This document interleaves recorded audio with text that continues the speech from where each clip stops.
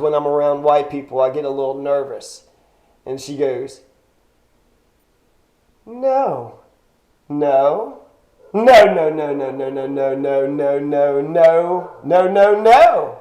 And she cries. Like there's still a part of a real person in it. Yeah, that's what I learned later on, was like it was the black person, because even though you take the white brain and put it into the black body, there's still like the stem of the spine or something. So there's still a tiny bit of the spirit and the life and the person, the consciousness of the black person is still in the black body and the black mind, but it's mostly the white brain. So I would say, what, 99.9% is the white person, the white brain. But then that moment when he said, when I'm around other white people, I get nervous, then the black part of her was kind of like, yeah, they're weird, ain't they? And also, it was all like he was on to him. He should have felt weird. He should have felt weird that they were all staring at him and saying all the dumb questions that they were asking. And the opposite of Mary Poppins and the opposite of Sound of Music, that white woman didn't help him at all. He should not have relied on her. He should have relied on his friend. Don't trust white people, and definitely don't trust a white woman. Oh my God. She was just being flirty. She's pretty, right? So she's being flirty, and she seemed trustworthy. She seemed honest. But then the end scene, that gives me the damn creeps, because I've seen too many white women like this. I've seen too many white women like this. They're fake as shit. They're fake as shit. When he took a picture of that other guy and he had a nosebleed. Yeah, no, that was just like the regular guy. And both of those guys were in the Fred Hampton movie, The Black Messiah, Judas and the Black Messiah. So he was Fred Hampton, and then he was the bad guy too. So in a way, he was the star of the show, and then he was like the foil, the opposite. So he was the cop that turned in Fred Hampton.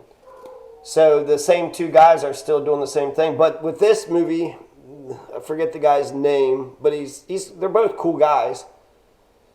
But I guess, I don't know. But they took a picture of him, so he snapped out of it, and then he's the black man. He's got the nosebleed, and then he goes up to him, and he's like, get out of here! Get out of here!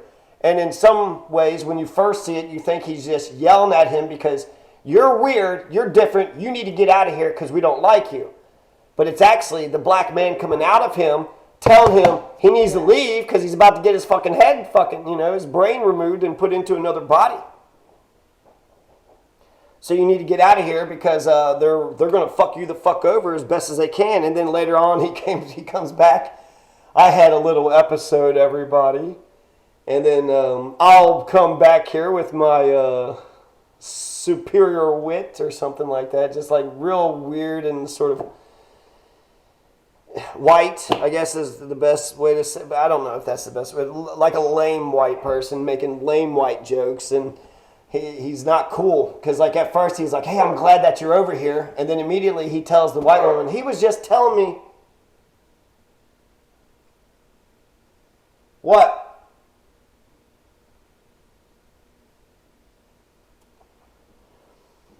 So he was just, what?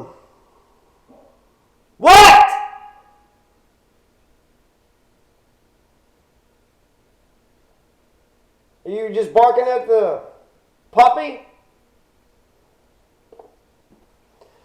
See, that sucks because I don't like to be angry, but I feel like if I say quit, if I say something, then I can get over the thing. But if I don't say something because I've been kind of conditioned, shut up, sit down, your life is meaningless, obey the teacher, obey the cop, obey the parent, obey the president, obey the governor, obey, obey, obey.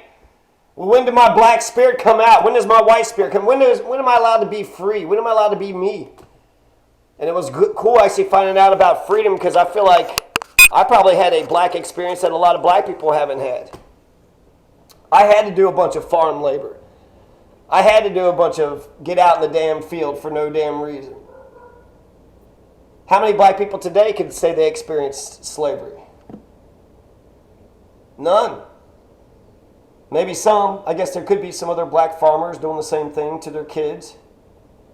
But the institution of slavery isn't around it, if anything, because it's part of the history. I feel like you would always be vigilant to... I heard one comedian said, I won't even pick the cotton out of the aspirin bottle. Just because of what they did. I'll never pick a damn cotton ever again. And so, because I had no freedom, and I could totally understand when Malcolm X said they worked us from can't see in the morning till can't see at night, and they never gave us a day off except on Sundays. We could sit around and pray about when we die, then we won't be slaves no more. When we die. So I feel that, and I feel that more in my bones than I would say anybody. Because, I mean, maybe other white people might understand it, but because I had a very individualized curriculum, I had a very individualized pedagogy. Need to always do the dishes, I need to like pickle juice, and I need to get out in them damn fields and do a bunch of shit for absolutely nothing. No love, no respect, no money, no wages, for no damn reason whatsoever except you're being oppressed and I'll hit the shit out of you if you don't obey me. And I hate it and I resent it, but I like who I am now because I believe in freedom, and because people told me not to believe in freedom. When I looked at the Constitution, Frederick Douglass, he says the Constitution isn't a bad document, it's a document for freedom.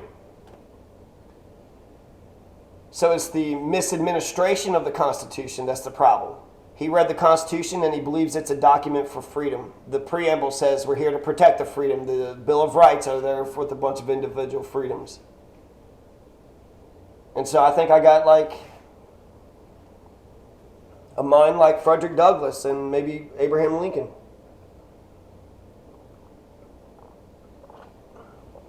Frederick Douglass was a slave. Abraham Lincoln had to be a slave for his dad, because of he had bills to pay.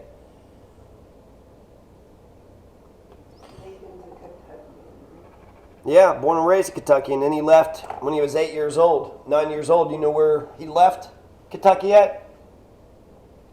Cloverport. Remember that damn school and the principal? And then I got into that argument. He said he promised that he was going to do the survey, and then he just shrugged his shoulders and was like, I didn't do it. But you were going to save me, and now you're kind of really screwing me over here. And what's the problem with doing a survey? It would just take 10 minutes, you know. Here's 10 questions. Can you answer basic civics questions? Aren't you a high school? Aren't you teaching your students a damn thing? Are you teaching them the three branches of government? Are you teaching them about all the great things that this country has to offer? I'm also a straight A student, valedictorian, college graduate, so it's incredible that if you're very educated and smart and intelligent and you conquered public schools and you conquered college and you go back to school, that some fucking short little bald-headed, dumb motherfucking insecure fuck can lie to your face, breach of contract, you agree to the thing, now you're saying that I can't do it. And then I wasn't mean about it, but basically if fighting words is just somebody who insults you, I felt very insulted. Because at first I was like, I was going to get 3 no's out of him before I peacefully walked away. But after the 3rd no, I just said, but you're the principal. How come they won't listen to what you say? You need to get the hell out of here. Yeah, that's what it felt like you were saying. That's what it felt like you were saying to begin with. I come in here, you guys are acting weird as shit. You make me sit here for about 10 minutes, and then immediately you just come up and you hand me the damn survey and say, sorry, I couldn't do it. Sorry you didn't want to do it, because, maybe the civics questions you were going to do it, but I also said, on a scale of 1 to 10, how much democracy do you got in this school? I went to public school. None. You got 0 democracy, and you didn't want to ask the question, how much freedom do you have in this school, student? Young Kentucky boy, young Kentucky girl. How much freedom do you have? How much democracy you have? You're going to a government school, an American government school, and you're not learning shit about American government.